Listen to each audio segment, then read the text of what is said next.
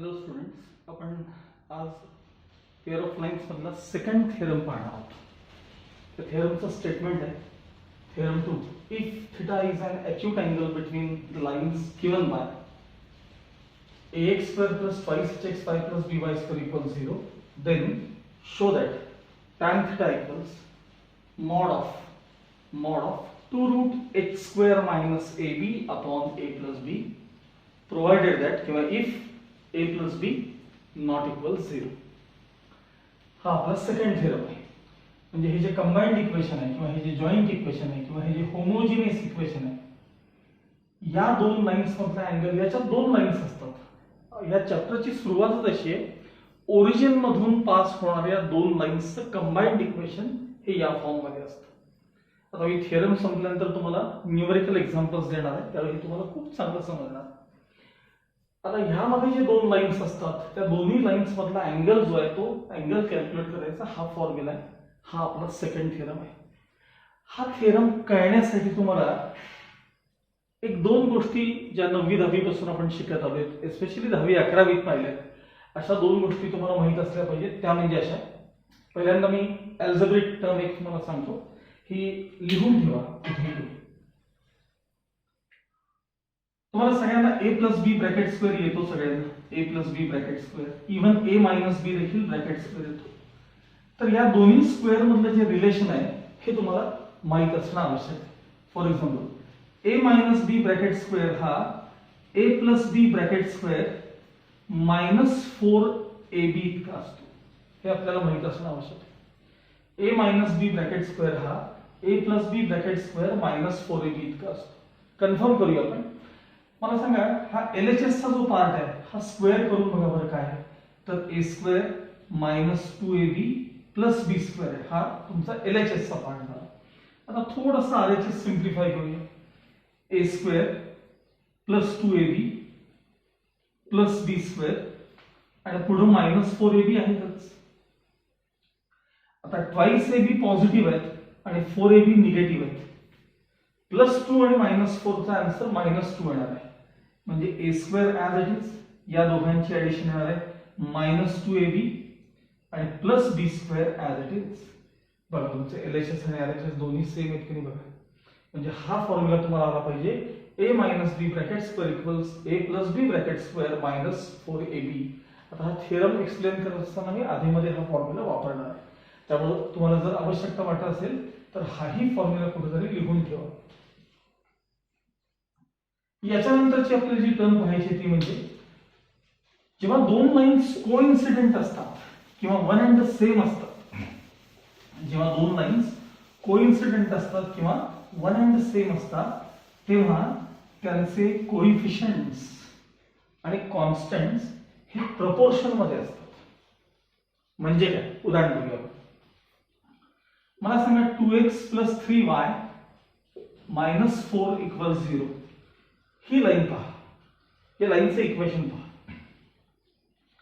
आणि 4x plus 6y minus 8 equal 0, या लाईनचं equation पहा. आता मला सांगा, फर्स्ट लाईनचा जर आपण स्लोप पाहिला, पहिल्या लाईनचा स्लोप, तर तो minus coefficient of x upon coefficient of y इतका आहे. या लाईनचा slope minus coefficient of x upon coefficient of y, reduce केल्यानंतर 2 2 जा 4 2 3 जा 6, म्हणजे हाही स्लोप मायनस 2/3 इतकाच आहे. मग जेव्हा दोन्ही लाईन्सचे स्लोप सेम असतात तेव्हा त्या दोन लाईन्स पॅरलल असतात किंवा कोइन्सिडेंट देखील असतात. आता काय फरक आहे पॅरलल आणि कोइन्सिडेंट मध्ये? हे बघा, या दोन लाईन्स पॅरलल आहेत आणि या दोन लाईन्स कोइन्सिडेंट आहेत. मी पहिल्या लाईनवर दुसरी लाईन ड्रॉ केली, त्याला कोइन्सिडेंट लाईन म्हणायचं. जेव्हा लाईन्स पॅरलल असतात ना, या दोन लाईन्स पॅरलल असतात ना, तेव्हा a1 अपॉन a2 हा रेशो, 10वीतला पार्ट आहे आठवा, a1 अपॉन a2 हा रेशो b1 अपॉन b2 ला इक्वल असतो, पण तो c1 अपॉन c2 ला मात्र इक्वल नसतो. लाईनचं equation ax plus by plus c equal 0 या फॉर्म मध्ये असेल. दुसरंही तेच आहे, ax plus by plus c equal 0, तर आपण a1 a2 अशी नावं दिली. तर a1 अपॉन a2 हा रेशो आहे 2 अपॉन 4. b1/b2 हा रेशो आहे 3/6 आणि c1/c2 हा रेशो आहे -4/-8. म्हणजे हे याला रिड्यूस केलं की हा रेशो आहे 1/2, हा रेशो आहे 1/2. रिड्यूस केल्यानंतर मायनस मायनस प्लस हा देखील रेशो किती आहे 1/2 आहे. म्हणजे हे तिन्ही रेशो जेव्हा इक्वल असतात ना तेव्हा त्या लाईन्स कोइन्सिडेंट असतात. Coincident, one and the same किंवा कोइन्सिडेंट असतात. आणि जेव्हा त्या लाईन्स पॅरलल असतात तेव्हा a1/a2 हा रेशो b1/b2 ला इक्वल असतो, पण c1/c2 याला मात्र ते दोन्ही रेशोज इक्वल नसतात. म्हणून आपण distance between two parallel lines मध्ये हे a1 a2 b1 b2 same करून घेतो आणि मग c1 -c2/√a² + b² हा फॉर्म्युला तिथे वापरतो. लक्षात काय ठेवायचं, तर जेव्हा दोन लाईन्स कोइन्सिडेंट असतात, आता या दोन लाईन्स कोइन्सिडेंट आहेत, वन अँड सेम आहेत, वाटलं तर इथनं 2 कॉमन काढून बघा आणि ट्रान्सफर करा, वरचं इक्वेशन मिळतं की नाही पहा. म्हणजे दोन लाईन जेव्हा कोइन्सिडेंट असतात तेव्हा त्यांचे कोइफिशियंट्स आणि कॉन्स्टंट्स काय असतात, प्रपोर्शन मध्ये असतात. when two lines are coincident or one and the same, their coefficients and constants are in proportion. हेही लक्षात ठेवा. आता तोपर्यंत ज्यांचं स्टेटमेंट लिहून घ्यायचं त्याने हे लिहून घ्या नका. स्टेटमेंट, थिअरमचं स्टेटमेंट लिहून घ्या. मी आता ह्याचा प्रूफ द्यायला सुरू करणार आहे.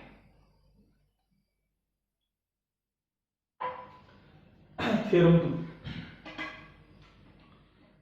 If theta is an acute angle between the lines given by ax² + twice hx² + by² equals 0, then show that tan theta equals 2√h² - ab/a + b. हे आपल्याला प्रूव्ह करायचं आहे आणि कंडिशन आहे a + b नॉट इक्वल 0. ठीक आहे. आता याचा प्रूफ बघूया आपण. Consider the homogeneous equation in second degree. काय इक्वेशन आहे ते, ax² हे ax² + twice hxy + by² equals 0. त्याला आपण इक्वेशन बनवूया. आता मला सांगा, हे जे इक्वेशन आहे हे कोणाचं इक्वेशन असतं, तर ओरिजिन मधून जाणाऱ्या दोन लाईन्सचा हा प्रोडक्ट असतो, त्यालाच कंबाइंड इक्वेशन म्हणतात. मग ओरिजिन मधून जाणाऱ्या लाईन्स कशा असतात, तर y = mx या फॉर्म मध्ये असतात. मग ह्यातल्या ज्या दोन लाईन्स आहेत ज्या ओरिजिन मधून जातात त्यांचे इक्वेशन्स y = mx च्या फॉर्म मध्ये आहेत, हे आपण आता अज्युम करून घेऊया. लेट y = m1x, एका लाईनचा स्लोप m1 आहे, and y = m2x be the separate lines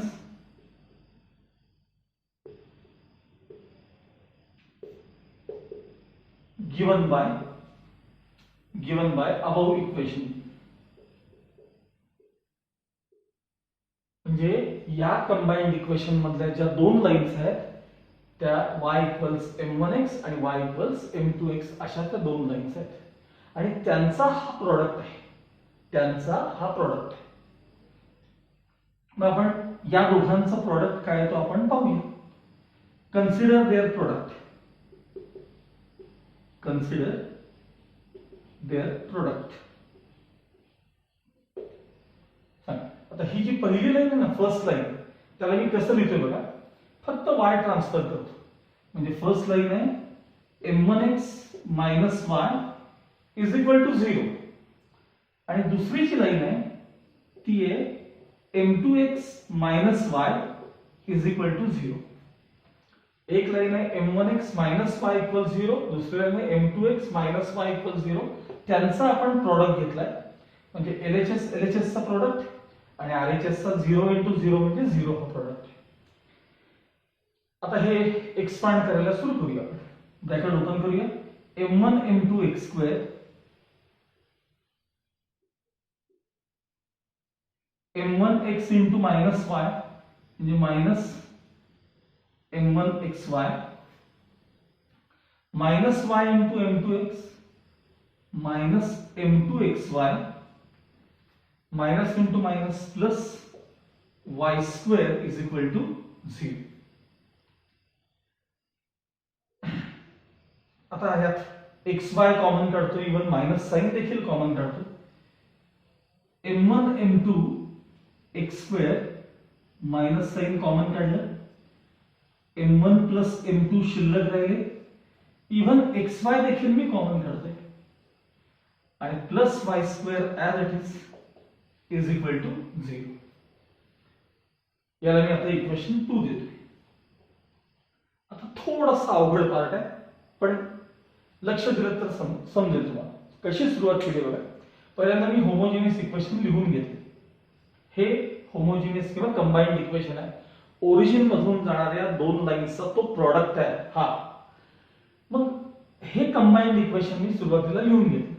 यातल्या दोन लाईन्स कोणत्या आहेत? एक y इक्वल्स m1x, दुसरी y इक्वल्स m2x. त्यांचा मी प्रॉडक्ट घेऊन बघितला तर तो प्रॉडक्ट असा मिळाला मला.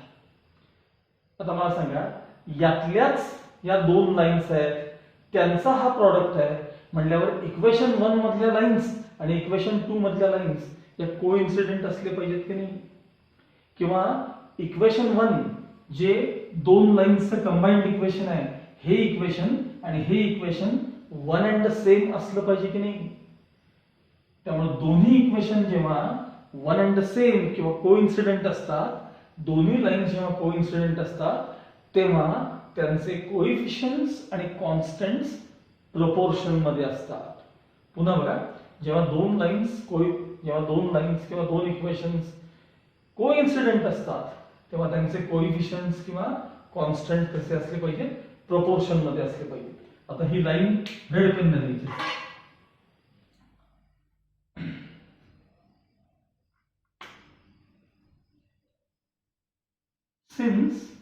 Since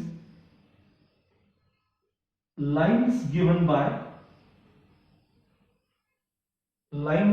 by equation 1 and 2 are same, their coefficients and constants are in proportion. Their coefficients and constants are in proportion. म्हणजे काय? तर इथून मध्ये पहा.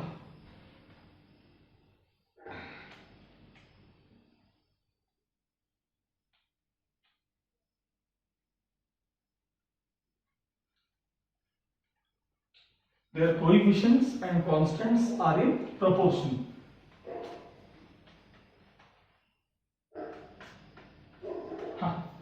लक्षात equation 1 equation 2 a upon m1 m2 इधर लिहितोय a अपॉन m1 m2. तर बघा, x स्क्वेअर चा कोएफिशियंट a आणि m1 m2. आता xy चा कोएफिशियंट ट्वाइस h अपॉन इकडे xy चा कोएफिशियंट माइनस ब्रॅकेट मध्ये m1 प्लस m2 इक्वल्स इथं y स्क्वेअर चा कोएफिशियंट b आणि इथं y स्क्वेअर चा कोएफिशियंट 1 दिसतोय का बघा? 1. हे तिन्ही काय असले पाहिजेत? सेम किंवा इक्वल असले पाहिजेत. पुन्हा बघा, जेव्हा दोन लाईन्स कोइन्सिडेंट असतात किंवा दोन लाईन्स प्रपोर्शन मध्ये असतात, तेव्हा त्यांचे कोएफिशियंट्स आणि कॉन्स्टंट्स काय असतात? तर ते प्रपोर्शन मध्ये असतात.